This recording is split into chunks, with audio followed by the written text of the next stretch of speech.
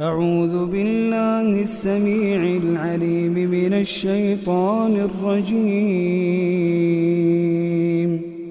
واذكر في الكتاب مريم إذ انتبذت من أهلها مكانا شرقيا فاتخذت من دونهم حجابا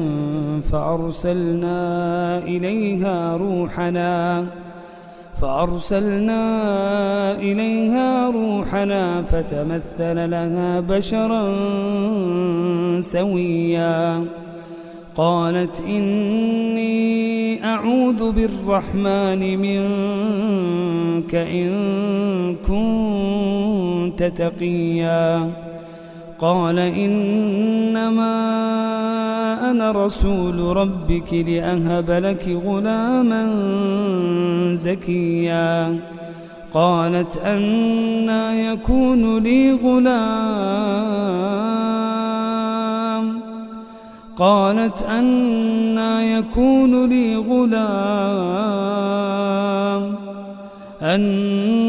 يكون لي غلام ولم يمسسني بشر ولم أك بغيا قال كذلك قال ربك هو علي هين ولنجعله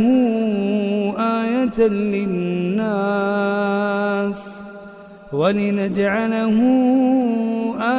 للناس ورحمة منا وكان أمرا مقضيا فحملته فانتبذت به مكانا قصيا فأجاءها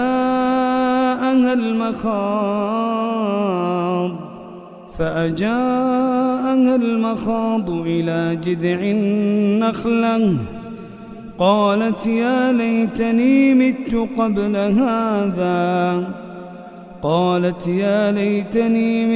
قبل هذا وكنت نسيا منسيا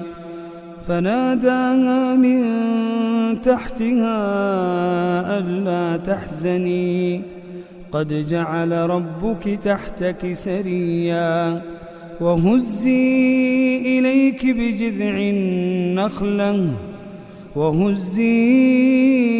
إليك بجذع النخلة تساقط عليك رطبا جنيا فكلي واشربي وقري عينا فإما ترين من البشر أحدا فقولي إني نذرت للرحمن صوما فلن أكلم اليوم إنسيا فأتت به قومها تحمله قالوا يا مريم لقد جئت شيئا فريا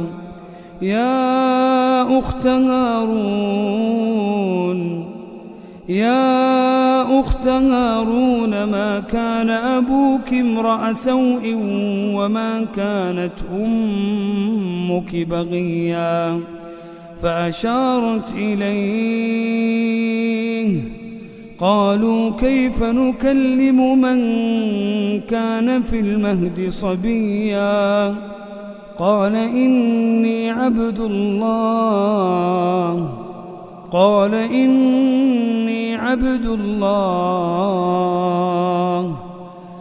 إني عبد الله آتاني الكتاب وجعلني نبيا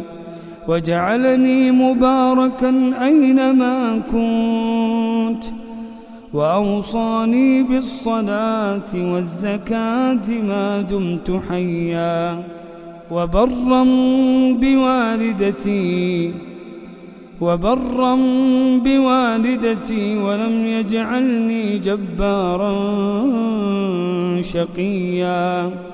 والسلام علي يوم ولدت ويوم أموت ويوم أبعث حيا ذلك عيسى ابن مريم قول الحق الذي فيه يمترون ما كان لله أن يتخذ من ولد سبحانه إذا قضى أمرا فإنما يقول له كن فيكون وإن الله ربي وربكم فاعبدوه وإن الله ربي وربكم فاعبدوه هذا صراط مستقيم.